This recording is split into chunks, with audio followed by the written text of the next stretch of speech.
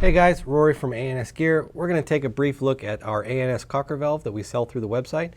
Now this is a replacement valve for any cocker valve that you might have. It is going to fit the later models, not like the pre-2K version that has the shorter valve, but any valve after that it can replace just fine. Now it does have a wider hole for airflow, so it's going to be a higher flow valve, so you're going to get a little bit better efficiency.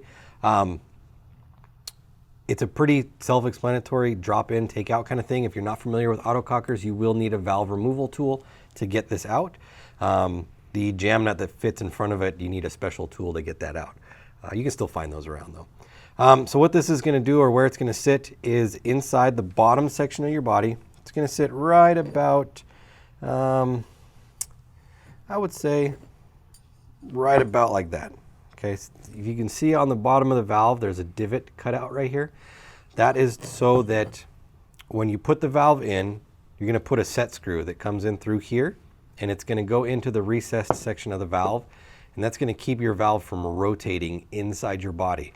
If your valve rotates and the hole doesn't line up with the port in the top, when the valve opens, the air that's trying to come through it won't go anywhere and your gun won't shoot properly.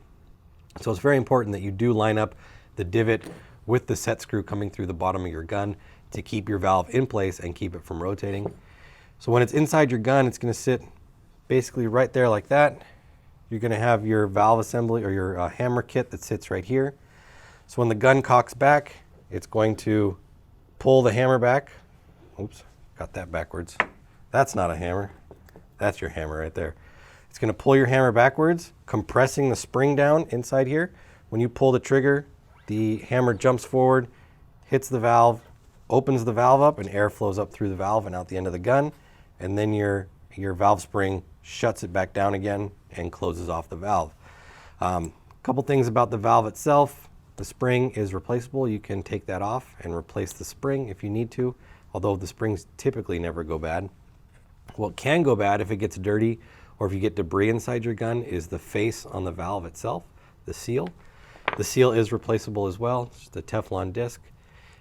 You can actually take this disc, and if the one side wears on you and you're starting to get a leak down the breech, you can just take it and flip it over and put it back in, and now you've got a perfectly new face on the other side. And you can run that one until that gets dirty or gets ruined, and then you do need to replace it. So if you're looking for a drop-in valve, you're looking for maybe a little bit better performance out of your gun, a little bit better efficiency, check out the ANS cocker valve. It's available through the website. Order yours now through ANSgear.com.